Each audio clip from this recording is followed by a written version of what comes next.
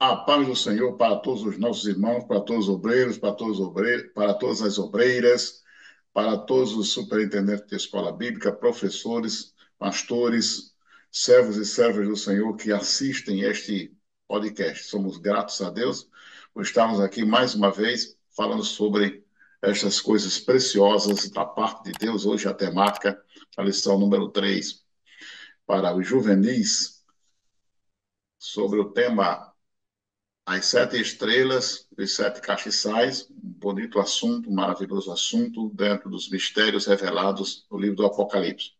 Eu, Evangelista Souza, aqui da cidade de Quartos Novos, estou mais uma vez aqui, e estou aqui com o pastor Túlio, com as suas considerações iniciais. Pastor Túlio. Paz do Senhor, Evangelista Souza, assim como também a todos os alunos e superintendentes da Escola Bíblica Dominical. Certamente para nós é uma alegria poder estar com vocês, compartilhando esta aula, que certamente em nosso meio é muito negligenciada devido às complexidades assim que são apresentadas no livro do Apocalipse, mas com a ajuda de Deus e a iluminação do Espírito, vamos aqui tentar ajudar os irmãos a subsidiar essa lição que é muito importante para o nosso crescimento espiritual. Amém. Então, o tema da nossa lição é as sete estrelas e os sete castiçais. Está exatamente esse tema referenciado em Apocalipse capítulo 1, versículo 20, que diz: O mistério das sete estrelas que viste na minha destra e dos sete castiçais de ouro. As sete estrelas são os sete anjos das sete igrejas, e os sete castiçais que viste são as sete igrejas. Então, aqui nós temos o versículo que serve como base e referência. E a leitura bíblica em classe está em Apocalipse, capítulo de número 1, versículo 16 ao 20. Eu vou ler apenas dois versículos, Apocalipse 1,16, que diz assim: E ele tinha na sua destra sete estrelas, e da sua boca saiu uma aguda espada de dois fios, e o seu rosto era como o sol, quando na sua força resplandece. E o versículo 20 diz assim: O mistério das sete estrelas que viste na minha destra e dos sete castiçais de ouro. As sete estrelas são os anjos das sete igrejas, e os sete castiçais que viste são as sete igrejas. E é interessante porque essa lição ela tem como objetivo tríplice apresentar o significado das sete estrelas e dos sete castiçais, proporcionar uma visão panorâmica acerca dessas sete igrejas da Ásia e, ao mesmo tempo, também explicar as cartas para Éfeso, Esmirna, Pérgamo, Tiatira, Sardes, Filadélfia e Laodiceia. Então, aqui nós temos uma frequência, uma apresentação do número 7, que são sete cartas que foram enviadas às sete igrejas da Ásia Menor, onde contém exatamente as revelações de Jesus Cristo. Nós temos lá elogios, juízos de Deus, advertências e promessas. Então, esse número 7, ele aparece diversas vezes no livro do Apocalipse. Então, nós temos uma menção do número 7 diversas vezes. Então, é importante que os professores que estão ministrando essa aula para os seus alunos e alunas, eles possam mostrar que a apresentação número 7 é um número simbólico, onde na teologia bíblica representa exatamente a perfeição de Deus, a profundidade da revelação, da graça de Deus, revelada no Apocalipse, e mostra ao mesmo tempo a plenitude da glória de Deus quando ele se manifesta ao seu povo. E isso é através dos símbolos bíblicos e principalmente os símbolos apocalípticos que aparecem exatamente aqui na carta que ele envia às igrejas, e ao mesmo tempo neste livro, onde é o último livro da Bíblia, o livro da Revelação. Então, tem um simbolismo exatamente especial na tradição hebraica de que tudo que Deus faz é perfeito. Ao contrário do mito popular, que diz que o número 7 é o número da mentira, nós acreditamos que o número 7 não é o número da mentira, é o número da perfeição divina revelado na Bíblia, onde esse número 7 aparece diversas vezes. Então, como as cartas de Jesus às igrejas, por isso elas foram não somente direcionadas àquelas igrejas que estavam ali na Ásia Menor, mas também as suas mensagens teológicas, espirituais, morais e a profundidade dos seus ensinos, elas são atuais e são eficazes até hoje. É interessante deixar isso bem claro, para os nossos alunos e, ao mesmo tempo, nós compreendemos isso. Então, pastor Túlio, você pode aí começar a tecer considerações, começando falando aí sobre exatamente as 7 estrelas. Então, o evangelista Souza, como bem comentou anteriormente, é importante também que os professores atentem-se para essa dinâmica a respeito do texto, mostrando esses simbolismos que o texto assim nos apresenta, porque quando João ele narra, ele expressa aquilo que foi mostrado para ele nesta revelação, ele apresenta esses símbolos que eram certamente símbolos conhecidos dos leitores originais da época, Com que certeza. possuem essas representatividades. Então, são símbolos que possuem um caráter representativo que traz para nós norteações espirituais. E as 7 estrelas, João narra que havia 7 estrelas na mão direita de Jesus. Elas representam os pastores das 7 igrejas da Ásia Menor, os quais também foram chamados de anjos. Mas será que a gente sabe o porquê? Porque entre nós, ele prometeu estar conosco até o fim. Mateus capítulo 18, versículo 20, e Mateus capítulo 28, também versículo 20. O castiçal aqui como símbolo da igreja. Então perceba essa linguagem simbólica que tem esses significados espirituais e representativos. Mais uma vez eu destaco que o autor do livro ele tem essa intenção de apresentar esses símbolos a fim de trazer a compreensão para os leitores originais da época. Então ele usa essa linguagem simbólica, trazendo a eles essa noção que eles compreendessem o que ele queria transmitir, o que o Senhor queria falar para a igreja naquela época. Então, castiçal como símbolo da igreja, feito de ouro puro, tal como o do tabernáculo, descrito no livro de Êxodo, reafirmado em Apocalipse, capítulo 1 e versículo de número 12. Então, o castiçal certamente é esse símbolo que lá no Antigo Testamento trazia essa conotação e tinha esse efeito no meio do povo de Deus ali, lá no tabernáculo. O símbolo, elemento, simboliza a santidade da igreja. Há uma forte analogia feita pelo próprio Jesus, que nós somos a luz do mundo. Para resplandecer, precisamos do fogo do Espírito.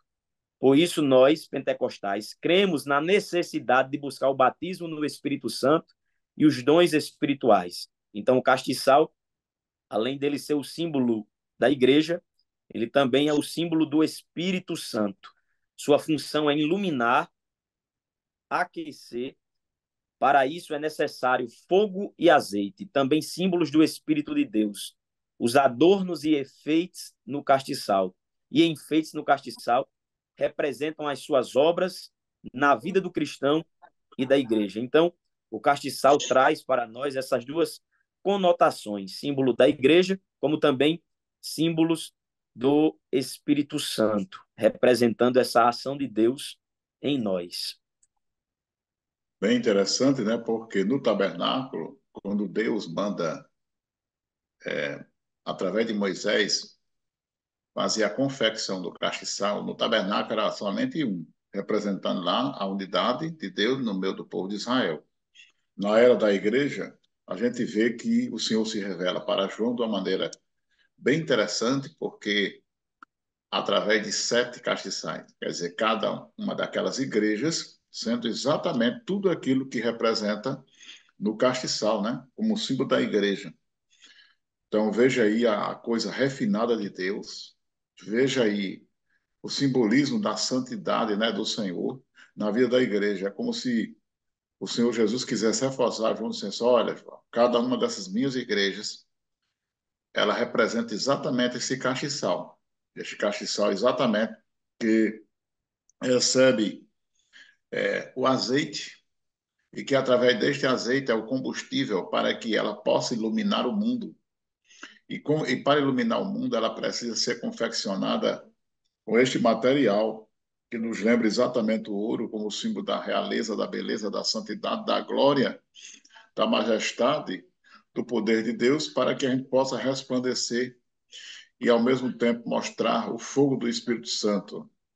Por isso, nós, como pentecostais, nós cremos nisso aí, na necessidade de buscar o batismo do Espírito Santo, como o pastor Túlio aí falou. Então, é bem interessante porque as cartas enviadas por Jesus, ele direciona exatamente às 7 igrejas que estão na Ásia. Mas será se aquelas cartas, elas têm validade somente para aquelas igrejas da Ásia? Não, ali foi o ponto exatamente inicial de Jesus, que ele direciona para aquelas igrejas que estão na Ásia, mas que a necessidade ainda é a mesma. A moralidade da palavra, a essência desta palavra, que ela não para, a essa essência que ela não termina, essa essência que ainda continua viva. Então, aquelas 7 igrejas que estavam exatamente localizadas onde atualmente no nosso mapa mundo é a Turquia, que agora é um país, né, cercado, aliás, é o país cercado pelos mares Mediterrâneos, o Egeu, o Mar Negro e de Mármara. É interessante isso aí, porque eles recebem aquela carta, aquelas cartas que foram enviadas para as cidades de Éfeso, de Esmirna, de Pérgamo, de Atira, Sardes, Filadélfia e Laodiceia, que ficavam bem próximas ali. É interessante porque essas igrejas, elas representam exatamente a vida da igreja na Terra. Claro que tem aí uma diversidade de interpretações. Olha, aquelas igrejas representam eras da história da igreja. Eu não vou negar essa interpretação, não vou dizer que isso aí não seja real, mas não é somente isso aí. Não é somente eras da igreja, embora as eras da igreja se pareçam exatamente com algo que seja descrito naquelas cartas, mas o objetivo central mesmo é mostrar que aquelas 7 igrejas, elas representam exatamente a totalidade da igreja de Jesus na Terra, ou através de eras, ou através do tempo presente que a gente estiver vivendo, porque em algum momento, pastor Túlio, a gente sabe que tem momentos na nossa vida que a gente precisa da mesma mensagem que Éfeso recebeu. Tem Sim. momentos que nós estamos vivendo exatamente como a igreja de Esmirna, tem momentos que nós estamos dentro da situação de Pérgamo. Tem momentos que a igreja também está como Tiatira, Sardes, Filadélfia e Laodiceia. E a mensagem ela é sempre presente. Embora que a gente não vá negar essa interpretação histórica de que aquelas 7 igrejas representam 7 eras na história. Não, não vamos negar, porque se parecem mesmo, e tem até lógica. Mas não somente é esta interpretação, né? Mas é uma revelação muito mais do que eras da igreja, porque ela fala exatamente sobre a situação espiritual da igreja na terra, e aquelas 7 igrejas, naquele momento, estavam exatamente como uma representatividade do que é a igreja no tempo daqueles dias e atual. Então, aí, pastor Túlio, pode continuar aí falando sobre a atualidade dessas igrejas.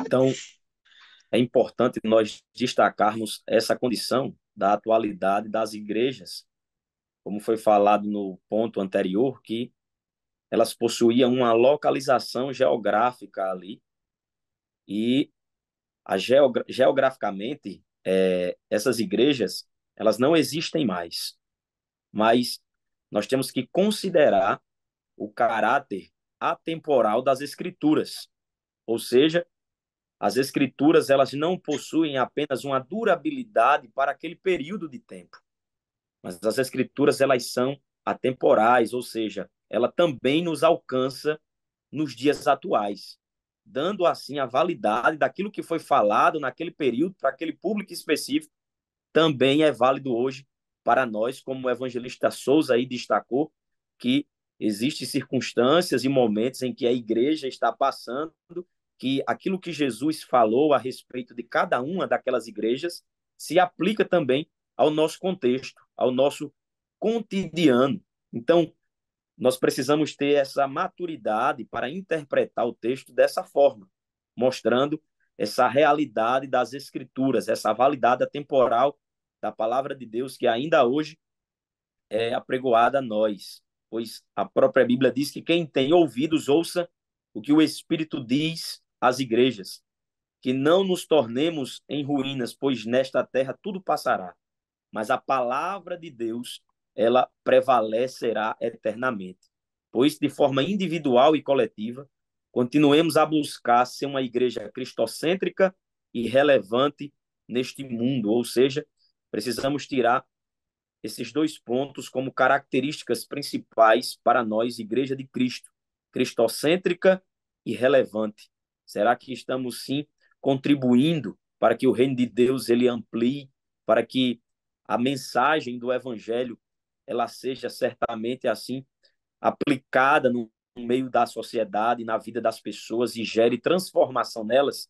A relevância da igreja implica essa realidade de comportamento, de vida com Deus, e era isso que Jesus queria que aquela igreja, aquelas igrejas que ele trata de forma específica alguns problemas que ali ocorria, mas quando a gente faz uma análise total, a gente vai perceber que isso também norteia os nossos dias e ele requer isso também de nós para que nós possamos ser uma igreja relevante e cristocêntrica, que o centro da nossa vida, que o centro da igreja, o centro dos nossos cultos seja apontado para a pessoa bendita de Cristo Jesus, a fim de nos apresentarmos ao noivo de forma gloriosa, sem mácula, nem ruga, mas santa e irrepreensível. Essas são as características principais que Deus requer de nós como igreja de Cristo.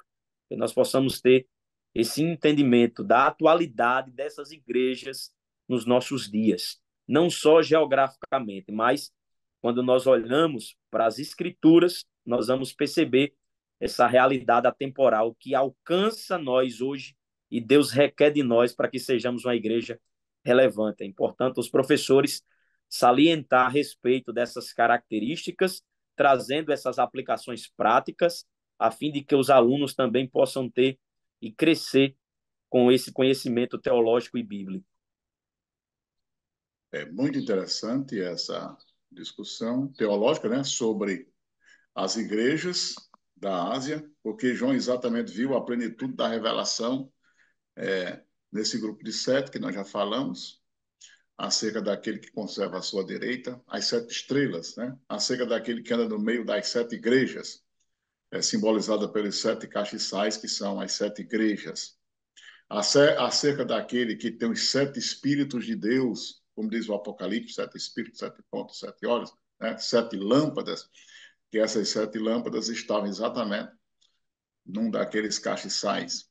Acerca daquele que abre o livro, né, dos eventos finais e da ira de Deus, como o Apocalipse revela, sete anjos, né, sete selos, sete trombetas, sete taças, sete pragas, que são as chamadas sétimas, as sete últimas pragas. Então, o Apocalipse fala exatamente sobre aquele que está envolto em mistério, através dos sete trovões, revela isso, e daquele que vencerá exatamente as forças satânicas, é, vista lá na visão de João, nas sete cabeças e sete diademas, que ele viu no capítulo 13 e no 17, e acerca daquele que destruirá os reinos do mundo, porque ele é soberano. Visto aí como sete reis, sete montes, que são os reinos da terra. Então, de toda maneira aí, nós vemos na peça dessas igrejas o destinatário, que são exatamente os anjos das igrejas, aqueles mensageiros, os líderes, aqueles pastores que tinham a responsabilidade de liderar aquelas igrejas da Ásia e que, ao mesmo tempo, é uma mensagem para aqueles que gerenciam e lideram a igreja do Senhor. O nome geográfico da igreja, como o pastor Tulei falou, grande parte daquela cidade já não existe mais. Segundo alguns historiadores, só tem duas, que é a igreja de Laodiceia, aliás, a de Esmirna, né? E a de Filadélfia, que não tem mais esse nome, mas tem outro nome. São as duas que ainda se preservam até hoje, já com outro nome, mas as outras cinco não existem. Então, a prova é tanta que na geografia aquela cidade já não existe, mas a mensagem de Jesus permanece. A mensagem a gente não pode aplicar no aspecto geográfico, né? porque permanece ainda a mensagem teológica, moral, espiritual e a revelação do Espírito Santo. Porque nessas igrejas, Jesus se revela, ele veja que para cada uma delas ele se identifica. Para cada uma delas ele também mostra a sua onisciência, eu sei, eu conheço.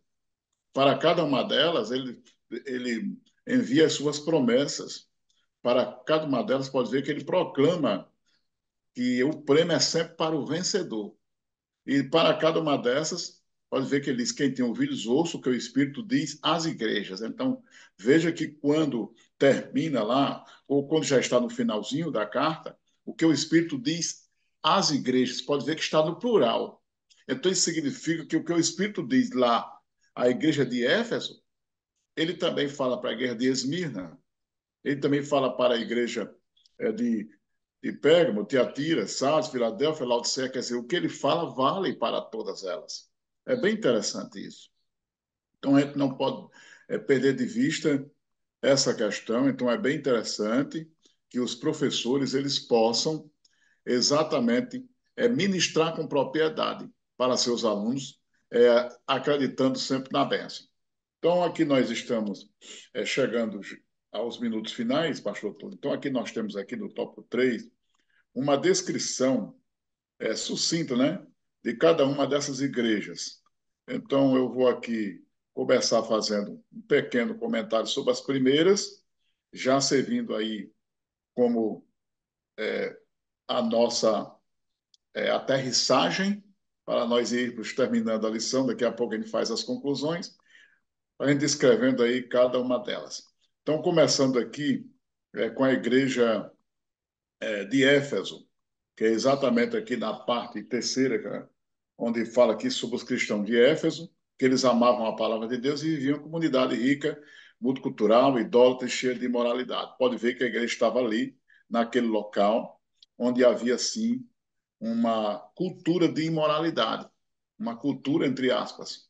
Mas eles pregavam e defendiam o nome e a lei do Senhor com todas as suas forças. Então, mesmo que as pessoas elas continuem fazendo determinadas coisas contra a palavra, mas a igreja não pode deixar de pregar. Então, Jesus elogia o trabalho, a perseverança, o zelo dessa igreja, e devido à pressão espiritual e social que sofreu, muitos cristãos até é, perderam ou esqueceram o seu primeiro amor e a prática, né, das primeiras obras. É por isso que Jesus exorta lá ao pastor da igreja, juntamente com os membros lá, para que eles se voltem. Jesus os chama ao arrependimento sob a promessa de comerem do fruto da árvore da vida que está no meio do paraíso de Deus. A igreja que está em Esmirna, que era a mais bela cidade da Ásia Menor, que é chamada cidade de perfume, né? Até pelo nome Esmirna, que vem de mirra, que era o perfume, aliás, era a planta que fornecia exatamente o perfume, porque a planta também era emitia um bom cheiro, era também no tempo a composição para o perfume daqueles que usavam na época. Contudo, esse belo cenário, havia lá uma igreja que sofria, que também foi esmagada, assim como a mirra era esmagada, e a igreja foi esmagada pela perseguição, onde a idolatria que dominava os corações dos cidadãos, em sua maioria, que eram politeístas, que adoravam a Zeus, Afrodite, Cibele, Apolo, os deuses gregos. Então, ser cristão em Esmirna era exatamente ter de viver para sofrer perseguições e até morrer em nome de Jesus. Então, a negar a adoração ao imperador e aos cristãos, os cristãos eram exatamente perseguidos, caluniados, zombados, presos, tinham seus bens confiscados, forçados a viver em uma extrema pobreza, mas eles eram ricos espiritualmente. Isso é o que diz a promessa. Então, eles deveriam permanecer fiéis ao Senhor, porque certamente há recompensa para aqueles que servem a Deus. Então, o que é que nós entendemos com isso? É que a nossa fé, ela é provada, e ela sendo provada, nós devemos sempre entender o trabalhar de Deus. É Deus que move todas as coisas. A igreja de Pérgamo, aí o pastor Túlio, você comenta as outras, as demais. Pérgamo era a capital da Ásia Menor, que é conhecida aí pela sua intensa idolatria e imoralidade. Também, como era idólatra a cidade de Esmirna, não a igreja, né? Mas eles adoravam vários deuses. os elementos da natureza, inclusive a César, o imperador romano.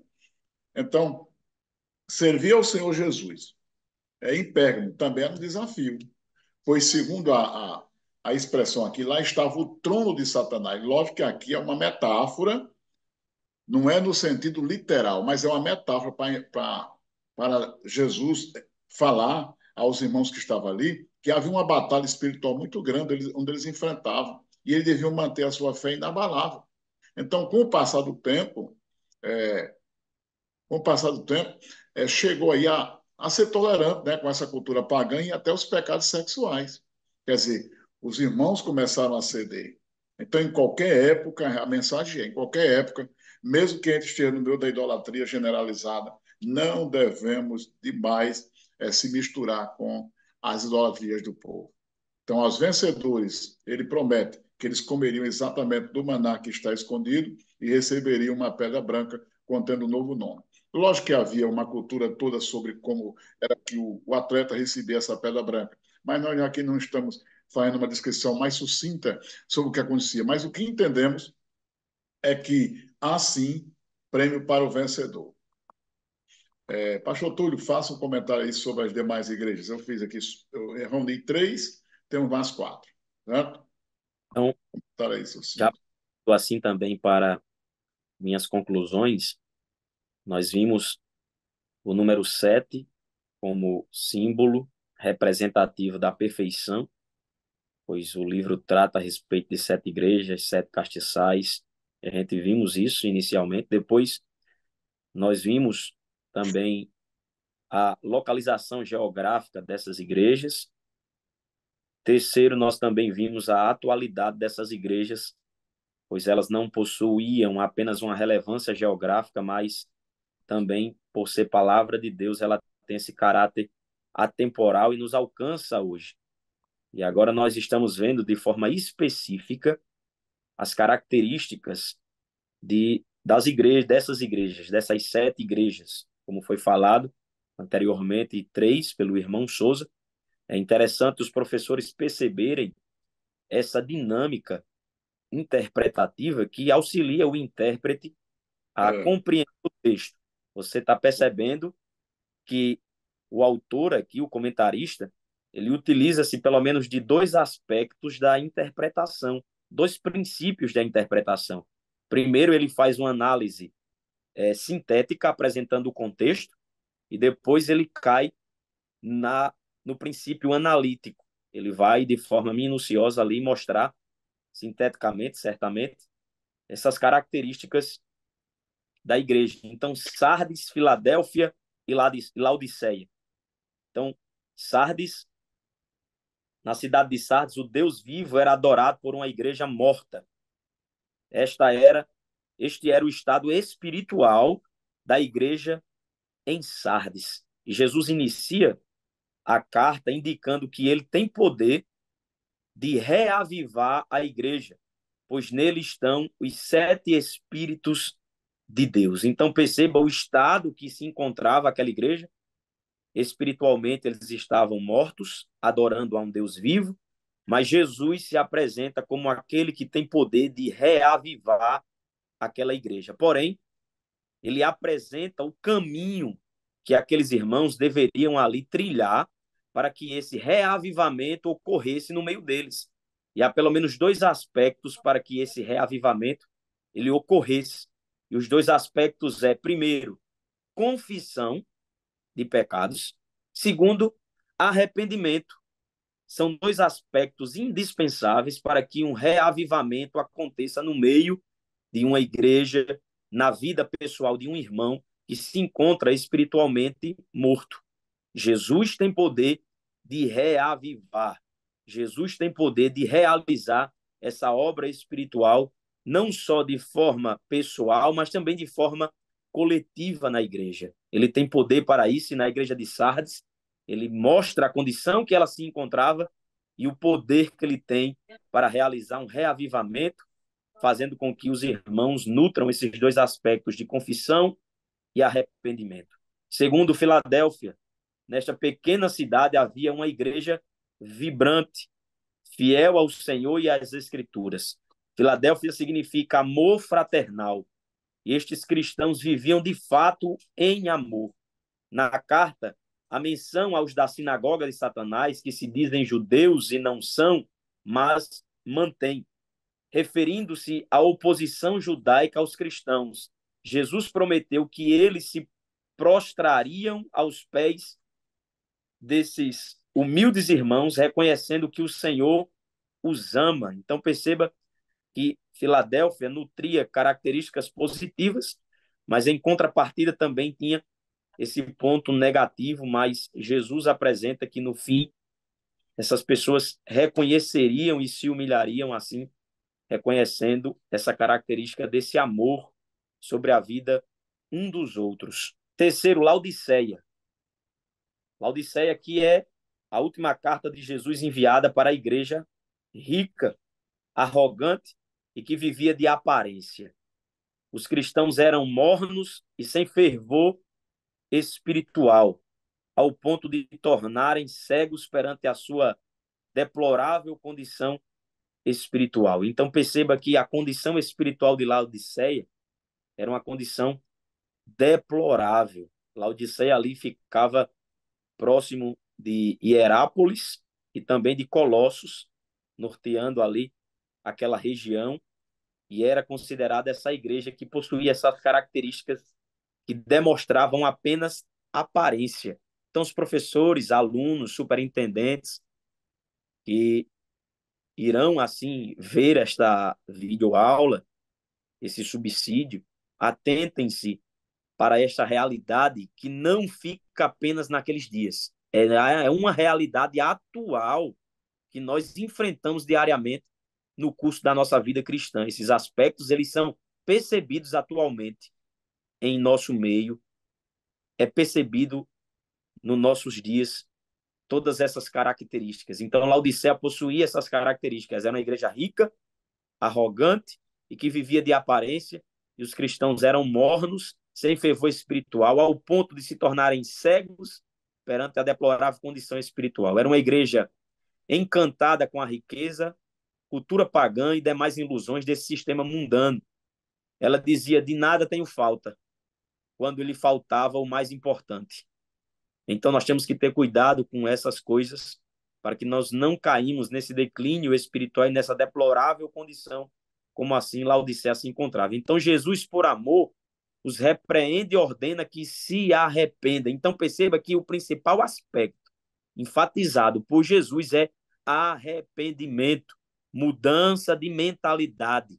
Nunca nós devemos pensar dessa forma, ou seja, a nossa vida ela deve ser fundamentada na graça de Deus. Nós não merecíamos, mas Deus nos deu. Quando nós temos essa mente formada com relação à graça de Deus, a nossa probabilidade de se mantermos firmes espiritualmente, ela é maior. Então, atentem-se para essas condições em que essas igrejas se encontravam, elas é atuais, mas Deus apresenta, Jesus apresenta o caminho e as características para que sirva de lição para nós e nós não caia na mesma ruína que esse povo caiu naquela época. Então, as Escrituras ela apresenta esse sinal. Eles caíram nessa deplorável condição, esses aspectos estão no nosso meio, estão nos nossos dias, mas nós devemos atentar para essas condições para não nos intensificarmos mais nesses pontos, a fim da nossa vida espiritual ser completamente arruinada e a fim também de levar-nos a perder a nossa salvação, afastando-se assim do Senhor e caindo da graça. Que Deus nos ajude diante de tudo isso, quanto foi apresentado aqui, em nome de Jesus. Na primeira parte, eu falei aqui sobre Éfeso, Esmirna e falei sobre Pérgamo. Para concluir aquela primeira parte, então, Tiatira, né? Que era aquela igreja amorosa, paciente, cheia de fé e obras, mas também aqui na repreensão de Jesus, havia sim uma tolerância com os ensinos pecaminosos. Mesmo após ter recebido o Senhor e a oportunidade de arrependimento, o maior problema daquela igreja já não era mais a perseguição, mas é porque eles já estavam condescendentes com os falsos profetas que conduziam o povo ao erro. Então, o diabo tenta também destruir a igreja usando sofismo, quer dizer, ensinos enganosos que distorcem a palavra. Então, em Tiatira, nós temos lá a presença falsa profetisa, a qual é chamada de Jezabel, provavelmente não era o nome de registro dela, mas as ações, o caráter era de Jezabel. Por isso que na carta diz chamada de Jezabel. Então, o caráter dela era Jezabel, onde ela induzia exatamente os cristãos à idolatria. Então, essa igreja, Jesus declarou um duro juízo. Veja que nós vemos aí um exemplo de uma gravidade muito grande, porque aquela igreja estava sendo tolerante com o erro e, e com mensagem antibíblica. Então, o motivo dessa carta até mesmo ser a maior de todas. Mas Jesus prometeu dar a estrela da manhã para aqueles que vencessem, os que permanecessem fiéis, ou os que permaneceram fiéis. Então, isso significa que nós temos, sim, um desafio espiritual grande, não é pequeno, para que nós possamos entender o trabalho de Deus. Então, eu já vou aqui fazer minhas conclusões finais. O pastor Túlio também já pode encerrar. Então, as lições que nós já vimos, a visão das 7 estrelas, dos 7 castiçais, mostra exatamente que o Senhor conhece a sua igreja, pois é Ele que sonda as mentes, conhece a nossa estrutura, sabe que nós somos pó e Ele conhece os nossos corações. Então, através dessas cartas, as igrejas da Asa Menor, o Senhor revela todo o seu amor, o seu cuidado e também nos chama para o arrependimento. Então, somos convocados para buscar o Senhor e buscar o Senhor em santidade, vigilância e busca espiritual até que Ele volte. Então, as minhas considerações finais e agora o pastor Túlio. Então, só aqui fazendo relevância a respeito de um ponto, irmão Souza, é que professores e alunos devem também atentar para o aspecto cultural de cada cidade e região. Ali, aquela região, o aspecto cultural de cada cidade, que também estava influenciando os crentes, influenciando os irmãos, e Jesus trata disso de uma forma muito categórica, intensa ali, porque eles estavam se comportando como pessoas não crentes, porque a cultura da cidade influenciava a vida deles. Isso não deve ser também a nossa postura. Não permita que a cultura daquela cidade, a cultura daquela região influencie você a ponto de nortear e mudar os princípios de Deus. A Bíblia é a nossa regra de fé e prática. Nós devemos viver uma vida fundamentados na palavra de Deus. Então, diante de tudo isso quanto a gente já viu nesta aula, Jesus requer de nós esses dois aspectos, arrependimento e também, segundo, que nós devemos intensificar a busca a Deus. Então, arrependimento, essa mudança de mentalidade e essa busca a Deus é uma atitude contínua que todos nós devemos ter diariamente. Então, que essa lição sirva de reflexão para a sua vida, de crescimento espiritual e teológico, e que Deus possa abençoar todos os alunos e professores diante desta aula. Que Deus abençoe a todos os irmãos.